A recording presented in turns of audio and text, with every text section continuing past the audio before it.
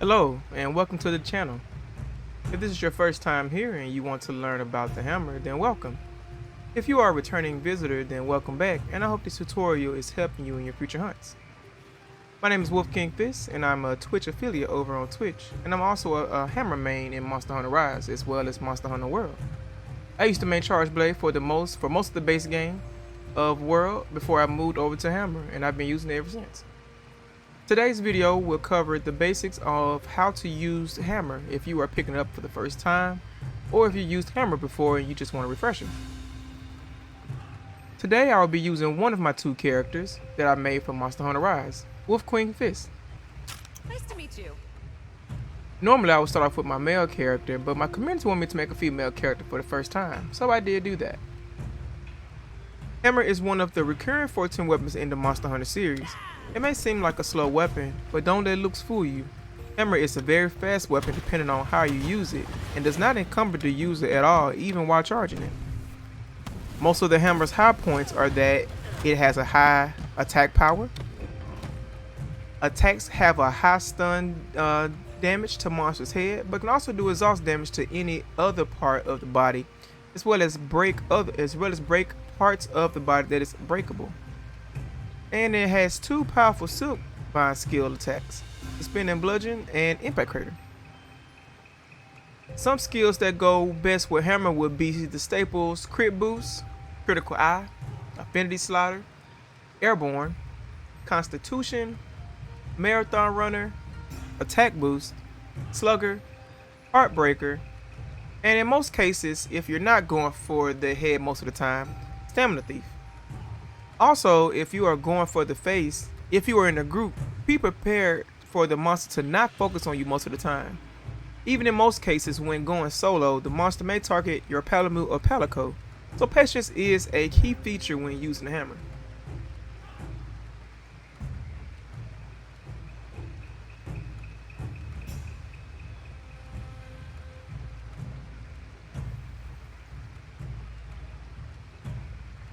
Let's start off with some of the basic attacks, starting with the list shown to our left here.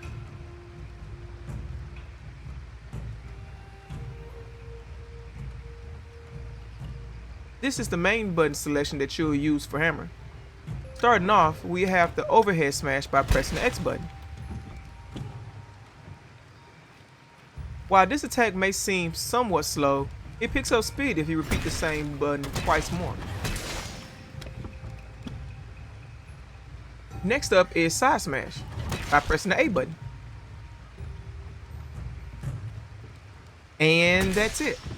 Side Smash is a quick button move, and the overhead smash can follow up behind it for more fluidity. Next is Big Bang Attack. Continuing to pressing the A button after Side Smash will cause you to go into a Big Bang Attack, which consists of 3 attacks and a finisher. This move is considered a top tier move as the attack damage ramps up with each hit and the finisher deals massive damage. If you've played World, fear not, in Rise Big Bang Attack is faster with its 3 attacks and finisher compared to World's 4 attacks and finisher. Next is the Charge Attack. This can be achieved by holding ZR and has 3 levels. Each level performs a different attack, and you can identify what attack you would do by the colors red, orange, and yellow. Let's start with each level of attack first. The first charge level is Charge Side Blow, and is indicated by the color red. This is the quickest of attacks of the 3, and it takes literally 1 second when going into the charge stance and allows for fast follow-ups as well.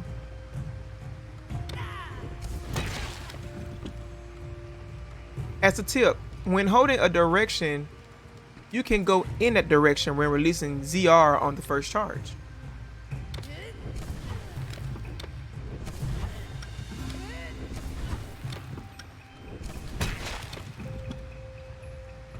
The second charge is Charge Upswing and is indicated by the color orange. This level takes about 3 seconds to achieve versus the first charge, but the power increases in exchange, and moves can follow up quickly right after. As a tip, this charge can be done while running or standing still.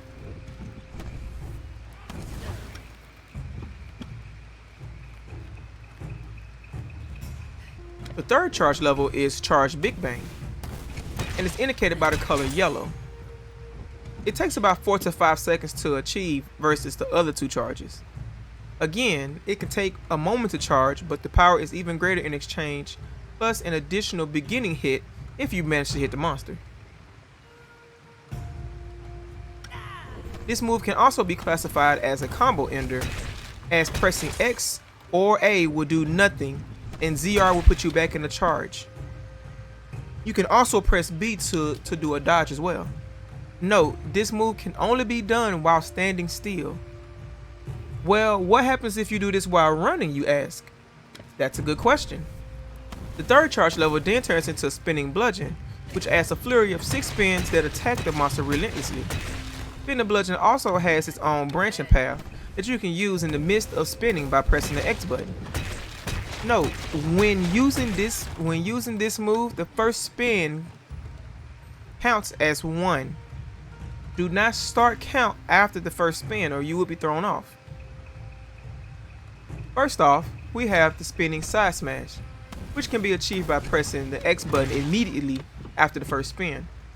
You can do this as such when the monster may have moved or ran away from you. By pressing X again, the overhead smash button line, or by pressing the A button for Big Bang attack, starting at 1, can be followed behind this move.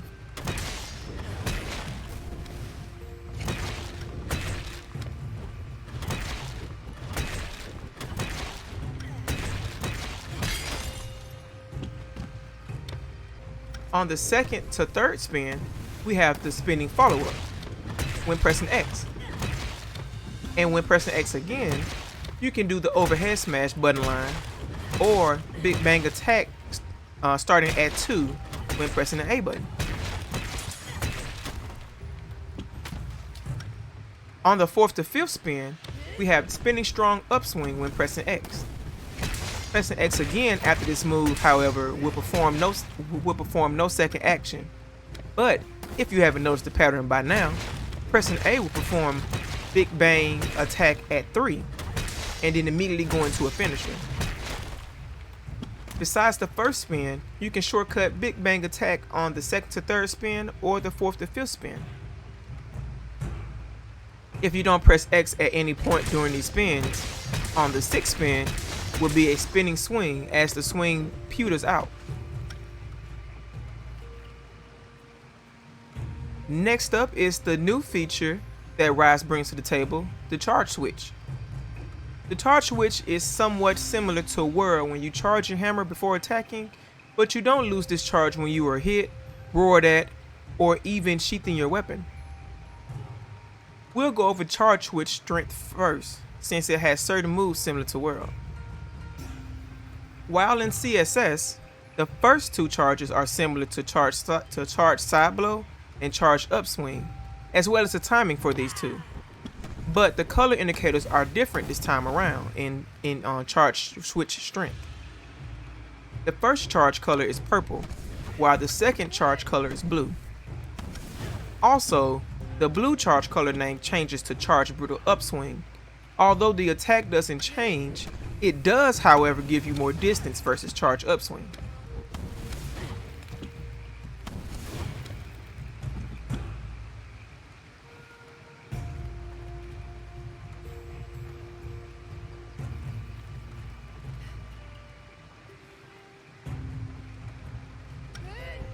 The third charge level, however, brings back a returning attack from Whirl, which is the Charge Brutal Big Bang. It is indicated by the charge color white and still has the same charge time around 4 to 5 seconds. Without the wire bugs, this is another great move to use as it gives 2 additional hits before dealing major damage on the final blow. Pressing A or X after this move will not perform a second action. Can I use this move without running, you ask? Unfortunately, no. This move is only exclusive to standing still. But still a great question nonetheless. If you do run while in a charge level 3, a new move Rise has introduced called the Step Smash comes into play. This move is a 2-hit move starting with a vertical upswing, followed by digging your heels into the ground and coming down with a hefty smash. This move can do considerable damage on both hits versus other multi-hit moves discussed so far. Also, the only options that you can do after this move are ZR to go into another charge, or B to dodge. Well, this is great and all, but can I take this charge off and go back to my regular hammer state? Well, of course you can, and you can achieve that by using the DCS or the disengage charge switch. This is achieved by pressing ZR and A once again. Not only does this take you out of CSS, but doing so causes you to dash forward, or you can dash in whatever direction that you are holding on the left stick, which is great for closing the distance on monsters if you are a short ways away from them. And it gives you an immediate level 3 charge. This is great for when you want to use a wire bug skill with the charge ready to go, and it's often used for combo enders. Last but not least, with the newest feature, the wire bugs, Hammer now has one new move and one returning move. First off, Spinning Bludgeon, which is similar to mid-air spinning bludgeon when sliding down slopes, is now a Silkbind skill, which costs one wire bug and can be performed by pressing ZL and X together. This can also be done with any level charge. If you don't have a charge in place, however, you can do so by pressing and holding ZR immediately after you press ZL and X together to obtain any level of charge you desire before releasing. The first charge produces 4 hits, while the second and third charges produce 5 hits, while in a charge switch or not. Note, did you know that you can stop your descent when sliding down the slope to perform a mid-air spinning bludgeon? If you choose not to perform this move, just simply release control stick and you will stop. This is very helpful versus World, where if you started sliding you cannot stop regardless of if you let the control stick go or not. And lastly, the Impact Crater, the new Silkbind skill in Monster Hunter Rise. This move costs 2 wire bugs to perform and can cause devastating damage. In the first charge, Impact Crater does 3 hits, with the last hit doing huge damage, versus if the hammer has a second or third charge to it, can cause huge damage, as the second and third level charge gives you 4 hits in total. The final onslaught of the extra hits at the end causes you to do twice the damage of big numbers. The number of hits does not change if you are in a charge switch or not. It will stay 3 hits for the first charge and 4 hits for the second and third. Oh, and one last thing. A jumping attack can be performed by pressing ZLX or ZLA depending on how you angle it while the weapon is sheathed, then pressing X, or a jumping charge attack by pressing and holding ZR.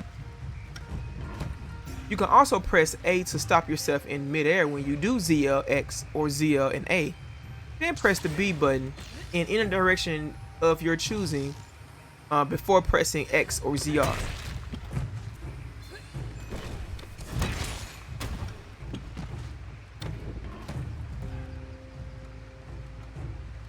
That pretty much covers the basis of Hammer. If you want to learn more about Hammer, I'm also working on a video for advanced Hammer combos right now. That video will cover the many combos you can go into when fighting monsters out in the field. If you like the tutorial, be sure to hit the like button and subscribe as well. This is my first time doing a video like this for Monster Hunter, even though I've been playing for 2 years now. Let me know how well I did, and if I should keep making these videos. I also stream Monster Hunter over on Twitch, Fridays through Tuesdays. If you want to watch, ask questions, or get into some of the hunts as well, then stop on by. I also do play a few variety games as well. Alright, that's just about end of it. This is Wolf King Fist, and I'm heading back to the Wolf Cave. I'll see you guys in the next video.